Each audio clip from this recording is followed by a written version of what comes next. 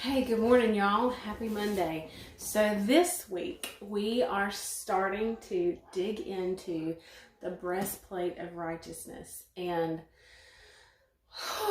it's just good. It's just good. So I'm glad that you're along for this journey with me as we dig in together.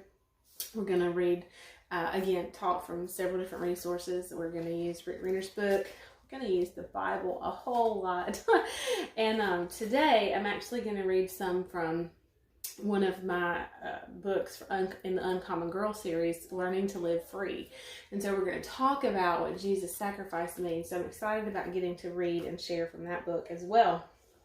So we've talked about the belt of truth for an extended period of time. And I know I said this on Friday, but it has been so timely for me in remembering truth and tightening his truth around my waist, the truth that he has given me, the truth of his word, regardless of what might be going on around me, regardless of what things may look like, tightening that truth around my waist. And so Ephesians 6:14, let's just read that. It says, stand therefore, having your loins girt about with truth, and having on the breastplate of righteousness.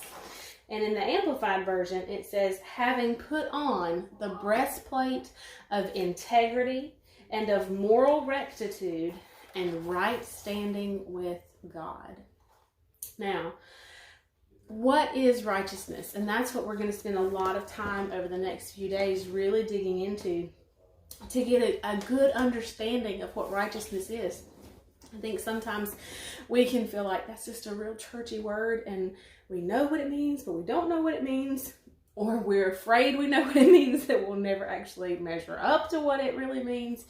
And so it's very important that we get that foundational understanding of what righteousness is.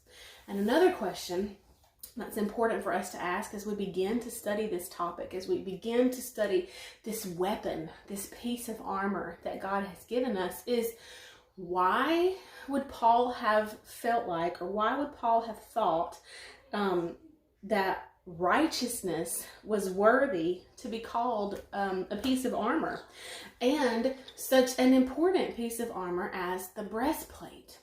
And so those are things that I want us to begin to think about and pull apart and meditate on as we dig into what righteousness is.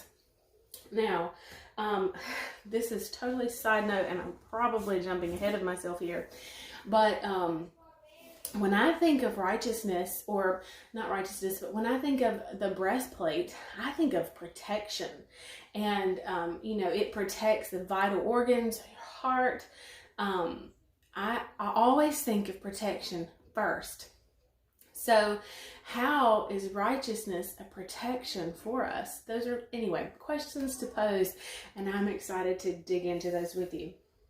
So one of the things that Rick says in his book, which you all are familiar with because we talked about the stand, right? Because it says in Ephesians 6:14, he says to stand, therefore, having gird your selves, or having on the one belt of truth, and having on the breastplate of righteousness. So that stand there, that in Ephesians 6:14, when he says stand having, this is what I'm going to read again, and this is Rick's definition. Of course, he is a Greek scholar. His knowledge is just incredible. But he says, yet the word plainly tells believers in verse 14 of our text to stand.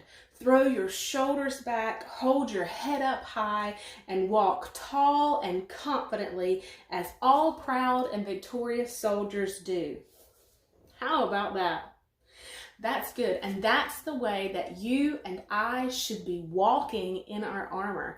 We should not be standing, cowering, hoping that maybe this is going to be enough, or maybe we'll get through it, or maybe these weapons will be enough, or maybe the armor's good enough. No. When we stand, therefore, having the truth tightened about our waist, and we're having on the breastplate of righteousness, we throw our shoulders back, hold our head up high, and walk tall and confidently as proud soldiers do. Proud and victorious soldiers do.